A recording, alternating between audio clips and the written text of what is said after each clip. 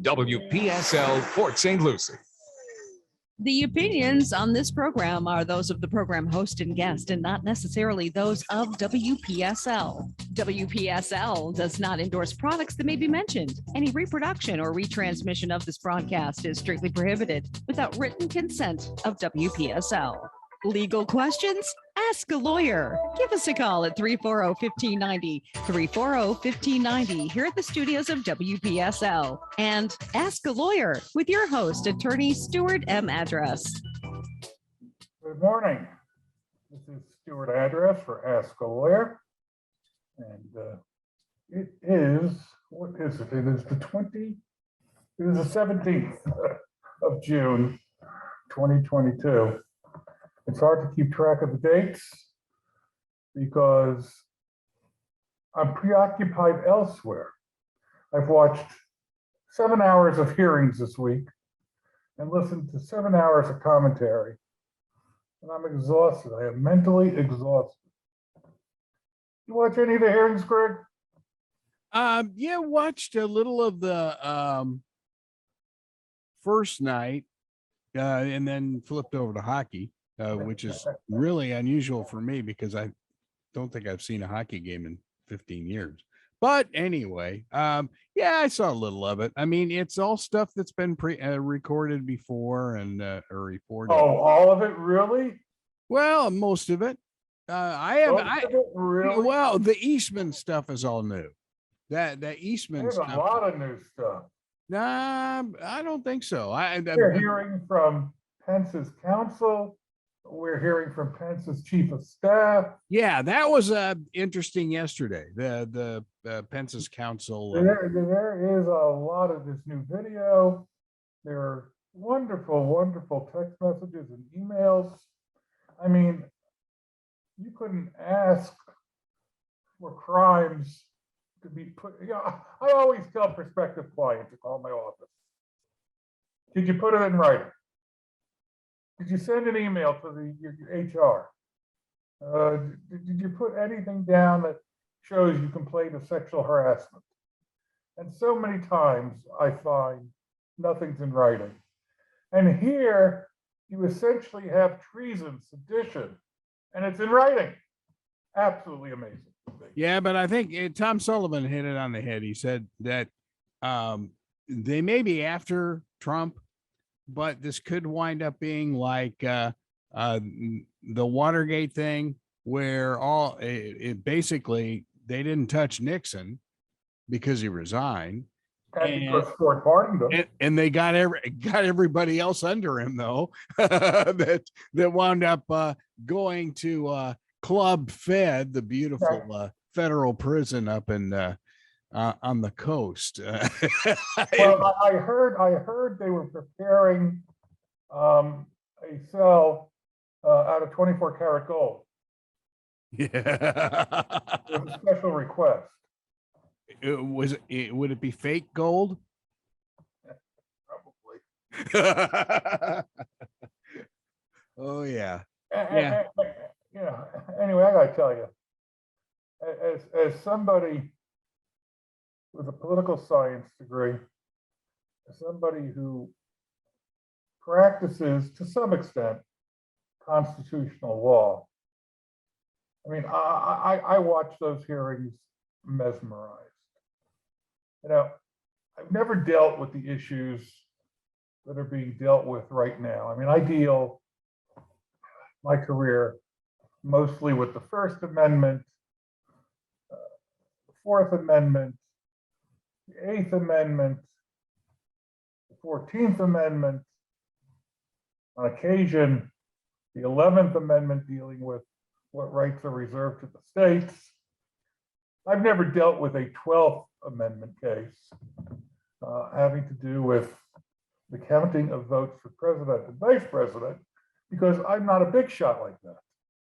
You know, I'm not one of those Harvard election lawyers. But would you like to be? Yes, I absolutely would like to. Yeah, as a political wonk, the way you are, I mean, I would think that you did. And I am going to do so right now. I am going to do a little bit more detail hopefully a little bit more clarity as well, what Vice President Pence's counsel did a little bit yesterday in the hearings, as did Judge, was it Lustig, who I was yelling and screaming at, say it simple. Yeah, I didn't. On and on and on. I didn't understand a word he was Anyway. saying. Did not understand a word he was saying. Yeah, he meandered, and I knew what he was trying to say, but he was saying it 4 times and too long and too convoluted. But he knows his stuff. He just hadn't written it up and tightened it up. Anyway, let's start out with the 12th Amendment to the United States Constitution. And there are really only 2 sentences that are relevant. The first is that the states shall collect the votes and shall prepare lists which they shall sign and certify and transmit sealed to the seat of the government of the United States, directed to the President of the Senate, which is the Vice President of the United States.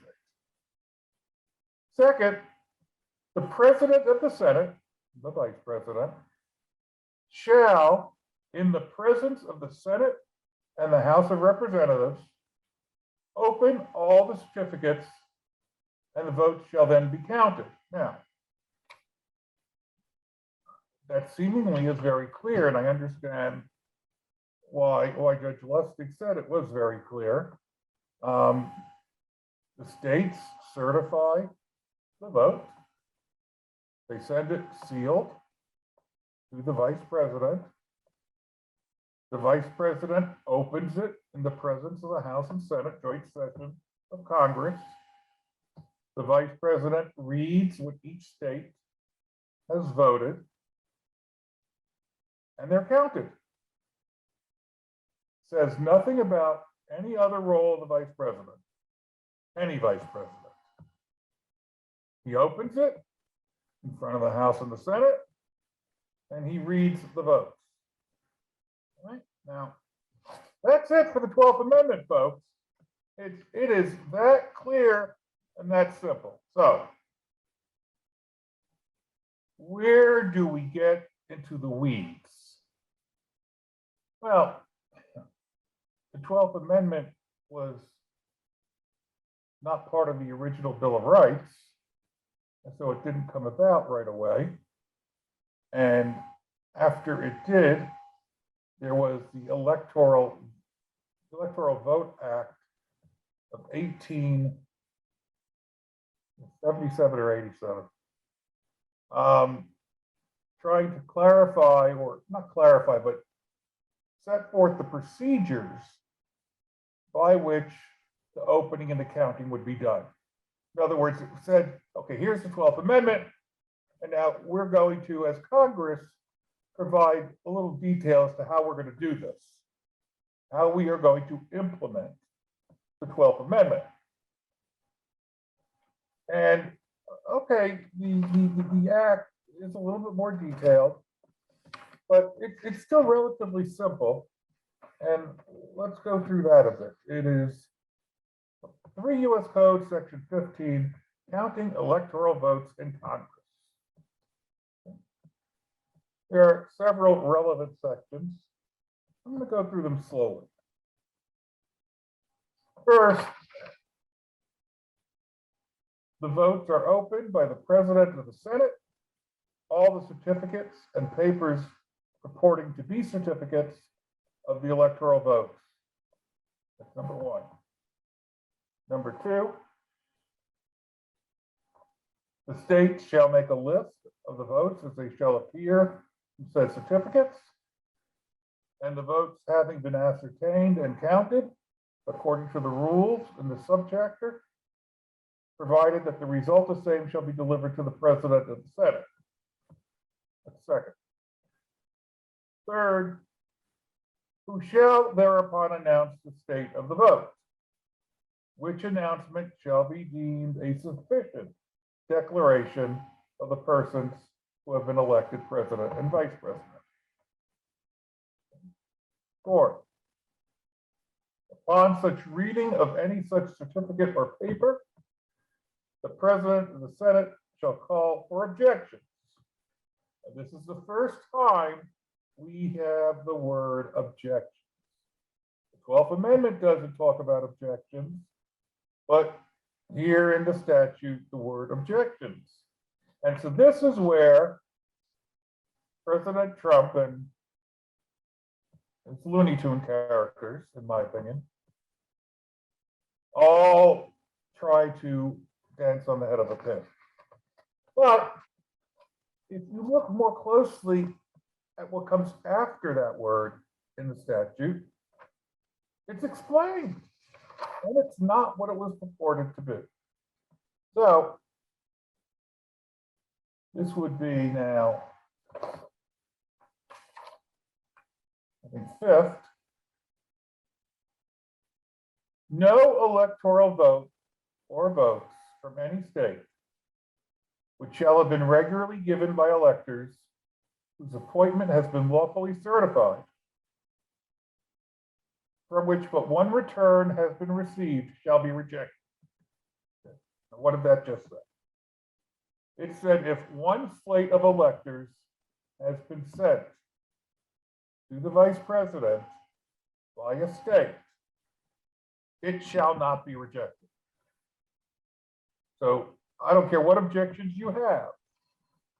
If there is only one slate that has been sent and properly certified, it shall not be rejected.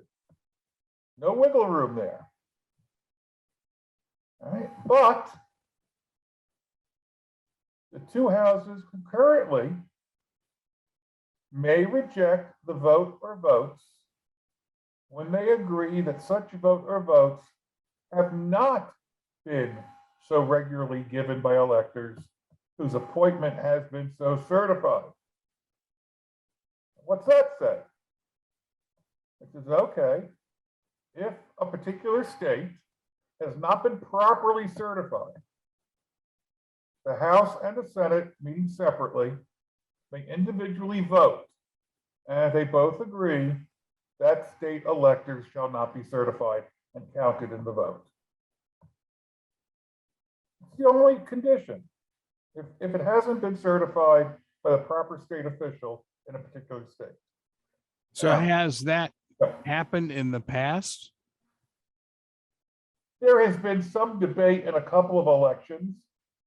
There was one election that they've been referring to where a few states sent two slates of electors because the second slate was attempting to undo the first slate that they sent. And the issue was, can a state undo its own slate?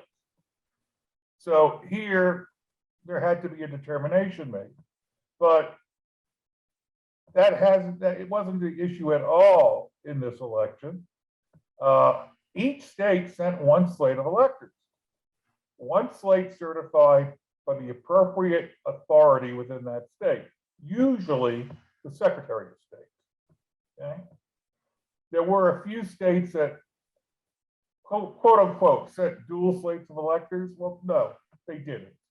And they weren't recognized by Congress because they appointed themselves as an alternate slate of electors.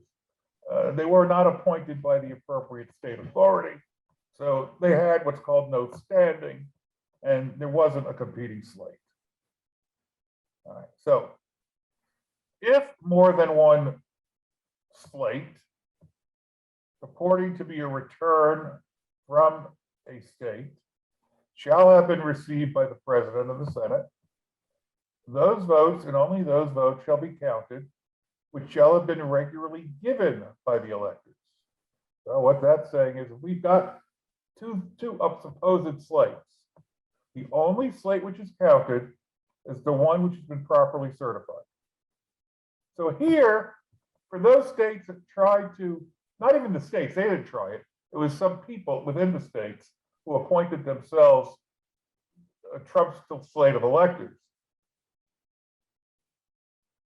Congress has no authority to accept them.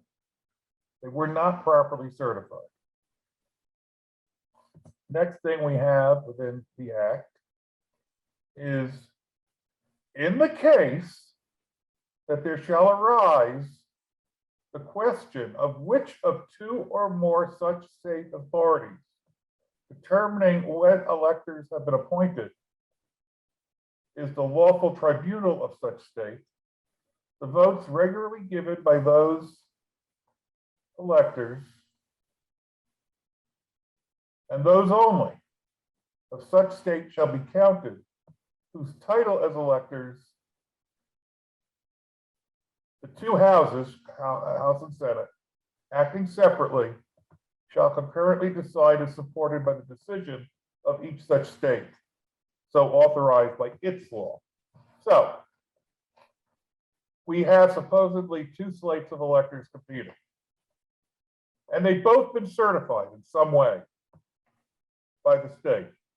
Let's say one was certified by the Secretary of State and one was certified by the Attorney General. Now the role of Congress is simple.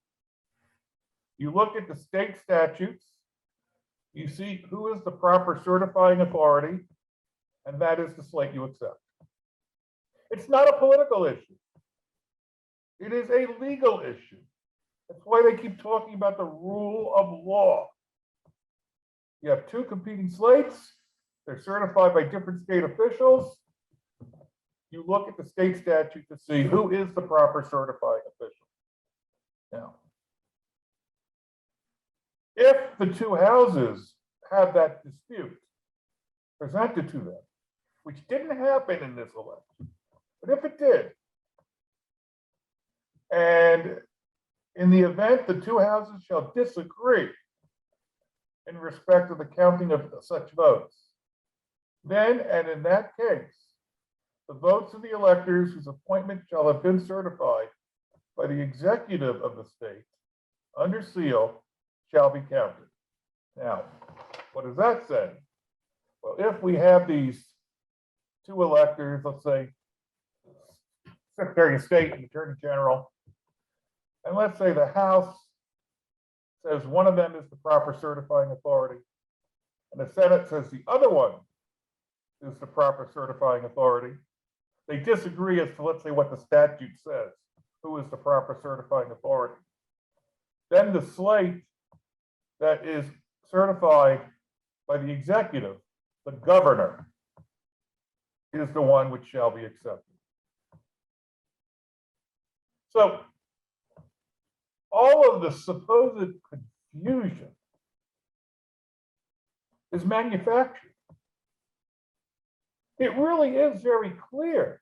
This is why Vice President Pence's counsel said that when the question arose as to what authority did the vice president have when opening the votes and during the certification process on January 6th, the staff counsel or vice president's counsel said the first place we started is the 12th Amendment text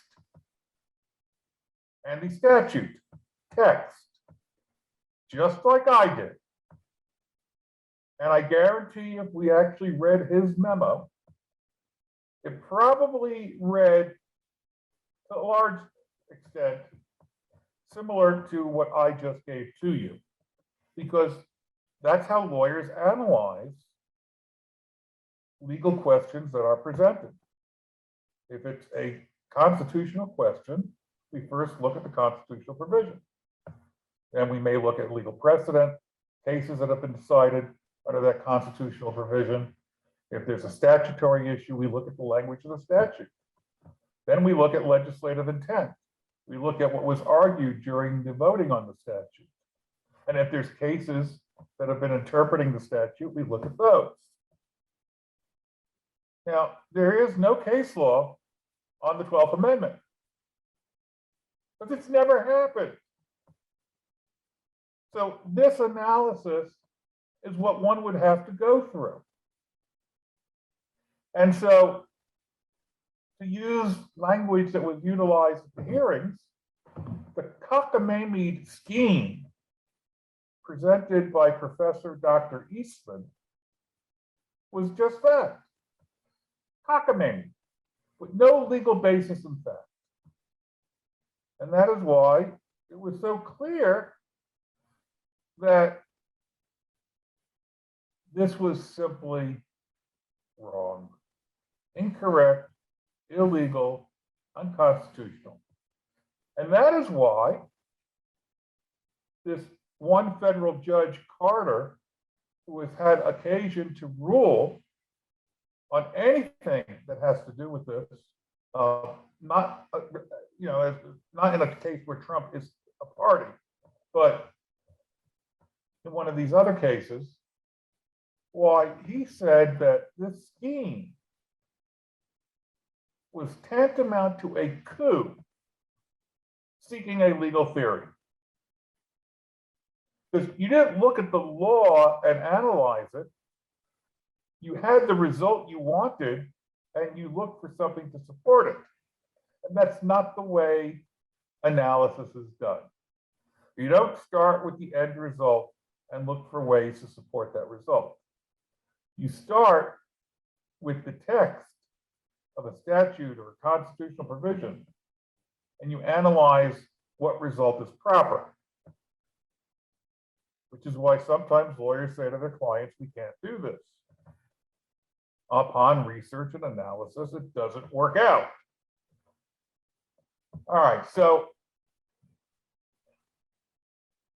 we have Vice President Pence's counsel and his chief of staff telling him a month before January 6th that Professor Eastman's analysis was, well, as they said, bullpucky. The second part of that word is not the phrase they used. And absolutely nonsensical. And still, given the pressure that Donald Trump was putting the vice president under, the vice president went outside his counsel and his chief of staff in seeking analysis, even though he thought from the beginning he knew the answer, and he was correct. But he went so far as to call the judge who testified yesterday, somebody who he knew and trusted, and asked for his opinion, and was given it quite clearly, even if yesterday the judge couldn't explain it quite clearly. And that's not all he did. He called Vice President Quayle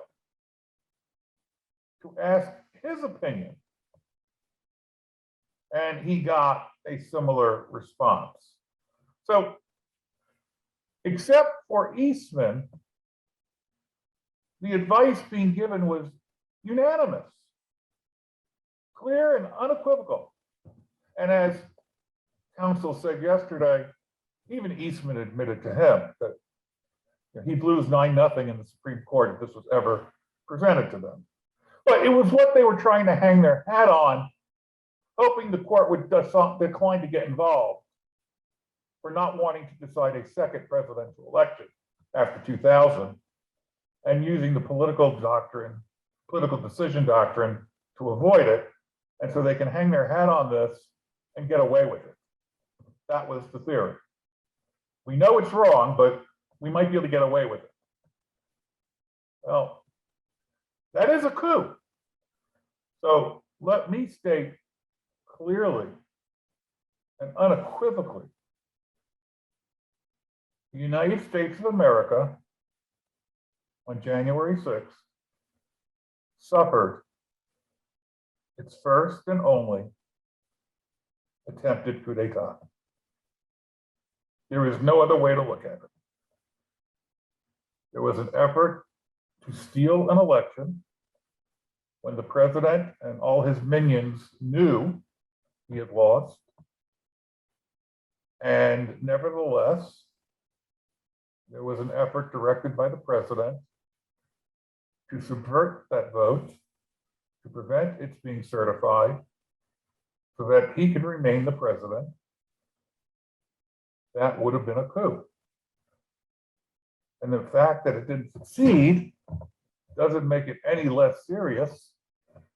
It was an actual attempted coup in the United States of America, which is why the judge yesterday said that if this had succeeded, it would have precipitated a constitutional crisis like none other in our history, and most likely would have plunged this nation into civil war.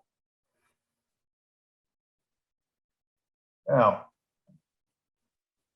he said that, and he used very interesting words. He said that he still perceived there to be a clear and present danger that the same will happen in 2024. Clear and present danger is a test that the Supreme Court came up with back in the era of the so-called search for communists, and whether or not to permit certain statutes to be viewed as constitutional. And it was, does it present a clear and present danger to the security of the United States? So this judge was borrowing that phrase. And he said there was a clear and present danger that this was happening again in 2024. But perhaps in a more creative way, perhaps in a legal way. How could a coup be legal? By doing those things that put you in control legally. So for example, Trump is working hard and succeeding to some extent in getting secretaries of state elected who are Republican. What does that mean? Well, that means if there is a dispute in 2024, the official that will have a final decision will be Republican. And he believes more likely to support him or whomever else. Of course, he was wrong in Georgia in 2020. The Republicans did not support him. They followed the law and they sent to Congress the slate of delegates for the Electoral College that represented the vote of the people of that state. But to the extent that he's able to bend people to his will, it's certainly more helpful to have a Republican in office than a Democrat. What else is being done in the states now? Voting rights are being curtailed. They're being made more difficult. How many drop boxes are available are being restricted. How much early voting is being authorized is being restricted. Polling places are being changed. This all is designed to make it more difficult to vote, not just for minorities, but for me too. Because one of the things Florida has changed is instead of asking for an absentee, or not an absentee, used to be called absentee. Instead of being asking for a mail-in ballot that is good now for 5 years, they'll send you a mail-in ballot. So if you don't want to vote in person, you fill it out, you send it back in a timely fashion. Now, each county cannot do that. You must request a mail-in ballot for each election you want to vote for. That's a lot more difficult than doing it once and having it good for 5 years. The idea being that if you're not on your toes and forget to request that mail-in ballot, you're not going to vote unless you're going to trudge yourself down to vote in person. Now, whether that suppresses the Republican vote or the Democratic vote or the vote by Martians, doesn't matter. It suppresses the vote. Laws are not supposed to suppress lawful votes. They're supposed to expand the rights to vote. Don't you think if they moved election days to a weekend when more people could actually get out to the polls, that would be good? Or the other is an internet option that would allow people to vote. You know, you could, the phones now are so sophisticated. You could do that and it would be all encrypted. I agree. Either moving voting to a weekend or moving it to internet voting would facilitate more people to vote. I absolutely agree. Also, making Election Day a national holiday so that you don't have to worry about getting there after work, or how are you going to get there with your obligations to work. That would also help facilitate ease of voting.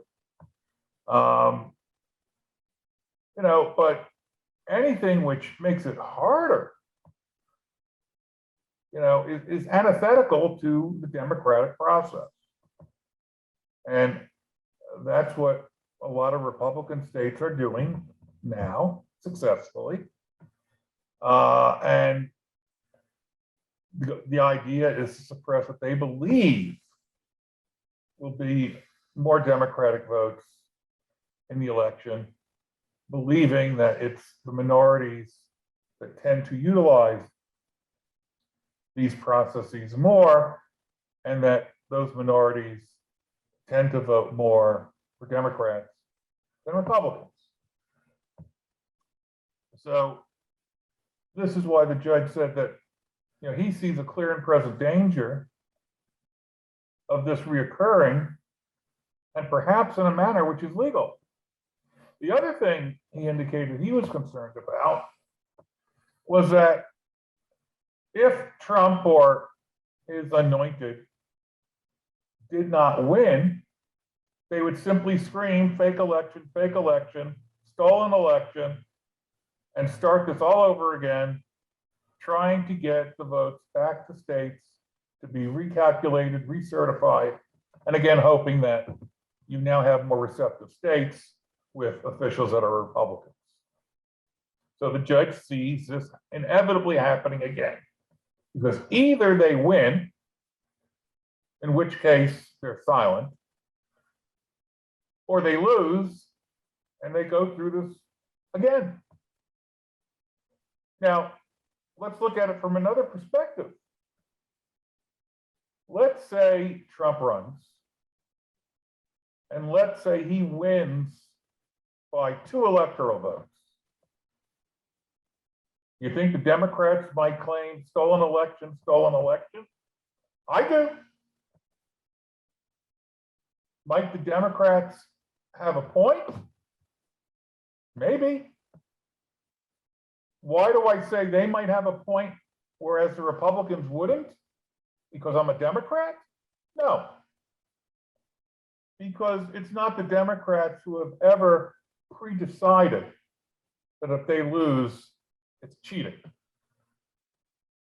Democrats have challenged the vote before in states and nationally. Al Gore, who was referenced in yesterday's hearing, challenged the 2000 election because of Florida's wonderful butterfly ballots in Palm Beach County. And he took that case to the Supreme Court, where he lost 5-4. Curiously, the conservatives were appointed by Republicans, voting 5, and more liberal voting appointed by Democrats, voting 4. Which is why that's when the public began to get a bad taste in their mouth about the Supreme Court. But that's a whole nother story. The point is, he did take it to the Supreme Court. And the Democrats have said about 2020, Donald Trump had every right to try to litigate anything that he thought was legitimate. However, he lost in 61 of 62 cases, and the one win was not really relevant. And he continues to this day perpetrating this lie. And of course, on January 6th, what did Al Gore do? Al Gore heard the Supreme Court and he conceded. Now, hey, curiously, folks, I don't know how many of you actually listened to the hearings. I'm going to give you a piece of info in case you don't. Al Gore was at that time the vice president of the United States. Al Gore opened up the votes as the president of the Senate. I guess, according to Dr. Eastman, Al Gore could have declared that he was president, that he had won. It certainly would have been a lot more credible claim than we had this time around. But he didn't. Because the theories on which we proceeded in 2020 could only have come from Donald Trump. Nobody else in this nation's history has ever presented this type of cockamamie theory. This nation has long prided itself on the peaceful transfer of power. It is perhaps the single most important thing which has set us apart even from other democracies. The loser peacefully concedes, assists in the transition of power, and leaves at noon on the appointed day in January when the successor is sworn in. And is usually there when the successor is sworn in. Yeah, I think it's kind of sad that, there are not more people paying attention to the hearings. I think CNBC is doing a real good job on their 7:00 show with Shep. They spend, in network news parlance, if you could spend 15 minutes or 20 minutes on one story, that's heaven. And they do a real good job, and they've covered it from all sides. The sad thing, I guess, where we are in America is that the Johnny Depp Heard trial got a bigger audience than this has. So, well, I will say the first hearing got more than the NBA Finals. So I'll give it that. Well, yeah. But I think what is more problematic is first that the first hearing wasn't even covered live by Fox. Okay, they were talking about the fake hearings and the, baloney. And so that swath of the country that supports that political perspective doesn't even get to hear what might or might not persuade them otherwise. It's kept from them. So unless they go out of their way to put on CNN or MSNBC or CNBC, they get their own echo chamber, which only presents the information they already believe in. And that way, things may not change. Well, I think there's so many other news avenues other than, say, the big networks. And that Fox is not a major network, but the cable. Well, Fox is not even a news network. It's an entertainment division. It's right, and it's Well, you could say NBC is the same because it's owned by Comcast, and actually, no, there's a difference. And ABC is the same because it's owned by Disney. Oh, there's a difference. Fox News is part of the Fox Entertainment division. It is not part of the news division. these other networks that you're talking about are part of the news division. In other words, there's no effort really to make money. It's done as a public service. The rest of the station's content is designed to be profitable. Oh no, you're wrong there. That's I'm wrong changed. there. That's changed quite a bit. Yeah, it's all for profit now. I guess that's the olden days. Yeah, Days of yore. you're waxing poetically. Poetic, yes. Yes, as I joke about I'm Carol. building at windmills. Carol working at the real NBC pre-GE. Yeah, I remember that. But you know, here it was just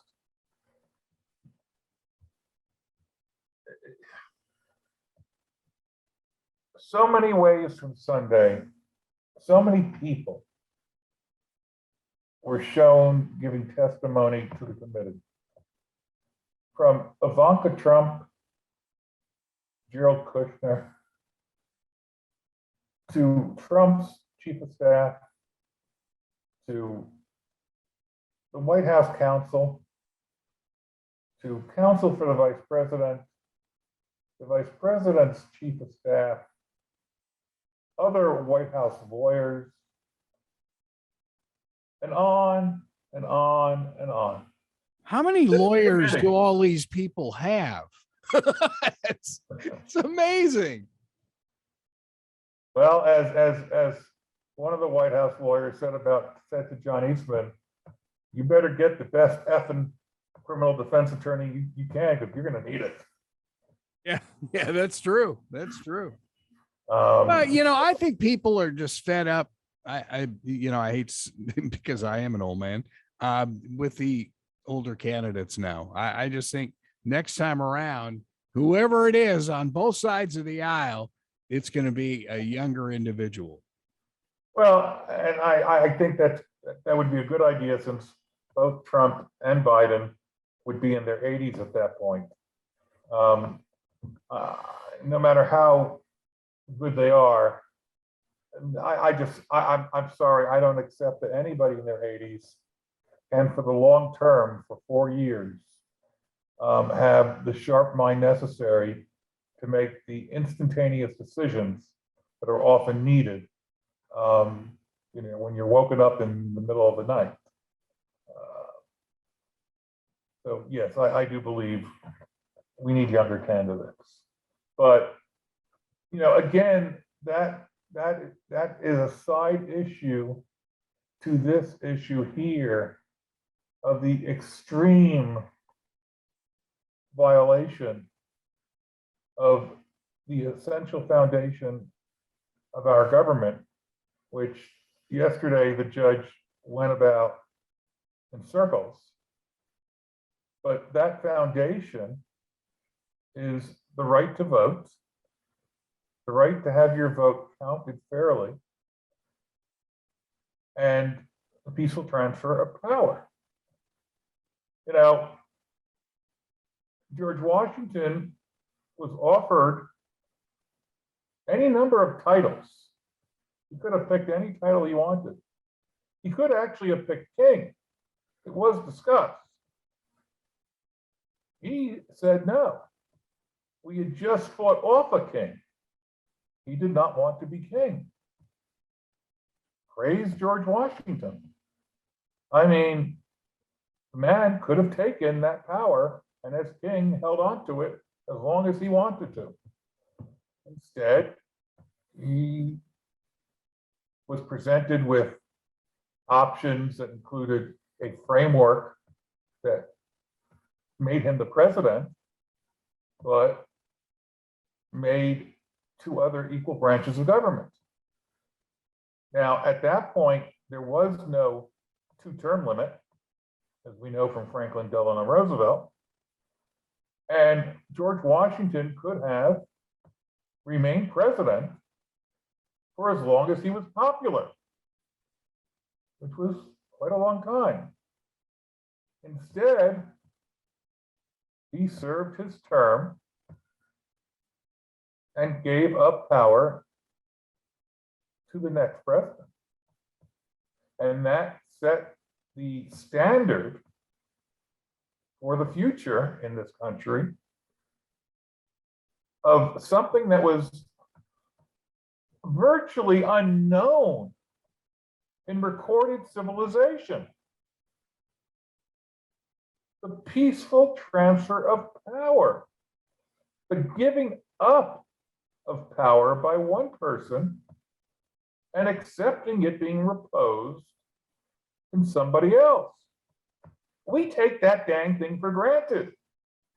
And we came perilously close to losing it.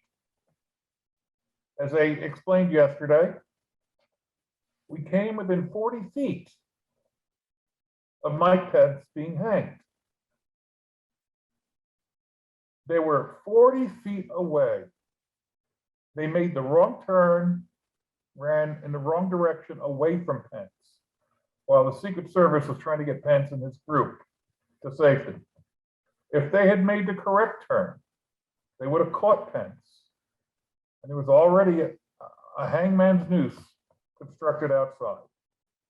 They would have hung the vice president, and that would have been at Trump's initiating, because if you look at his 2:24 p.m. tweet, he was very angry at Pence and incited violence.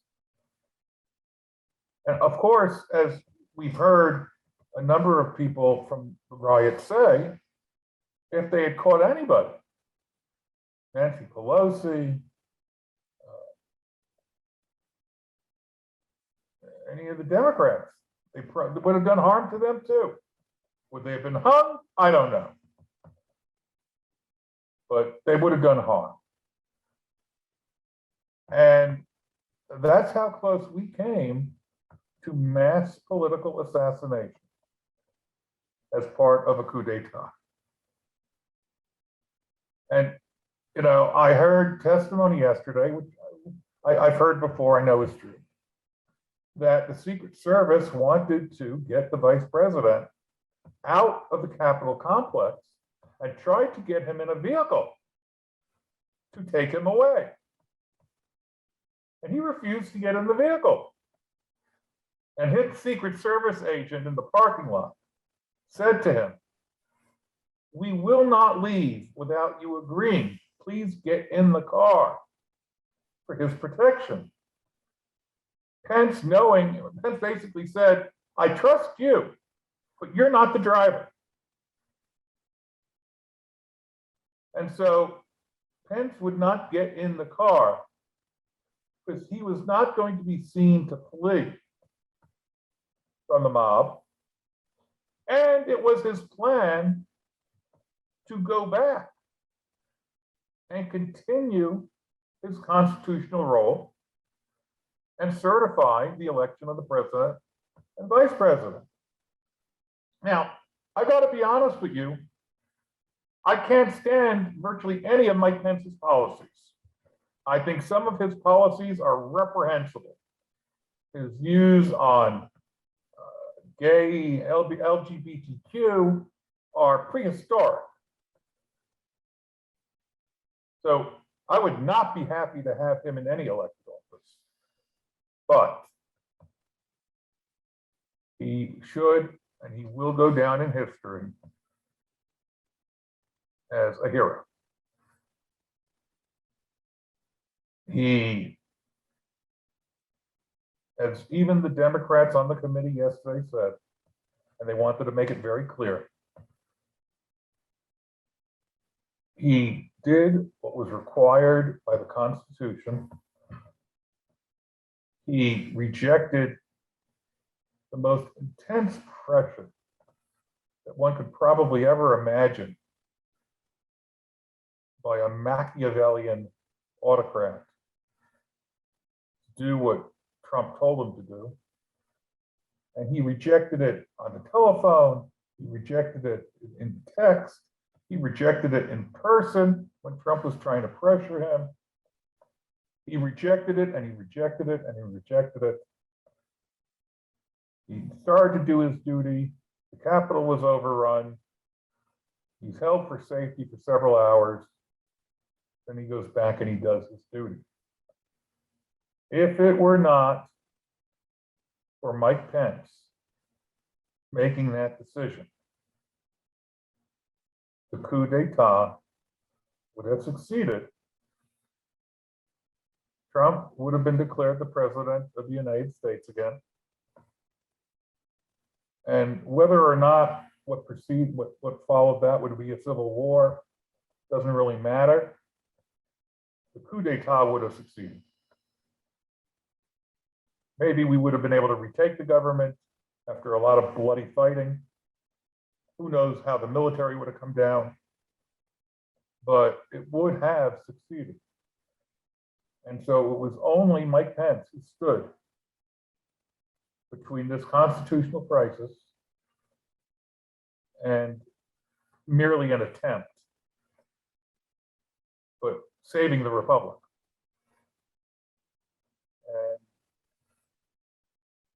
And in that regard,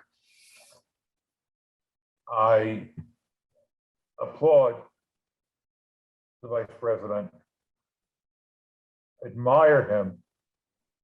As much as I disagree with him on substance, I can accept that he is an honorable, ethical man,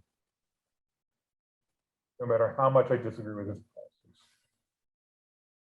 And I think that if all the members of Congress, in particular, were that honorable, Republicans and Democrats would be negotiating every day on every issue to get the best piece of legislation they can agree upon enacted, leaving aside for later all that they truly can't agree upon. And that's all I get for today. I hope you found the show interesting. It's an important issue. I will be back next Friday. Who knows what I'll talk about? But I hope you have a good weekend and a very good week. And for Ask a Lawyer, I am Stuart Address. Hey, and happy Father's Day to you, huh? Thank you very much. All right. Have a good one. We'll see you next week. Take care. See you next week, everybody. Stuart Address, Ask a Lawyer, right here on WPSL, Port St. Lucie. Talk of the Treasure Coast, webcaster to the world, and WSTU Stuart, Martin County's heritage station, serving the Treasure Coast since 1954.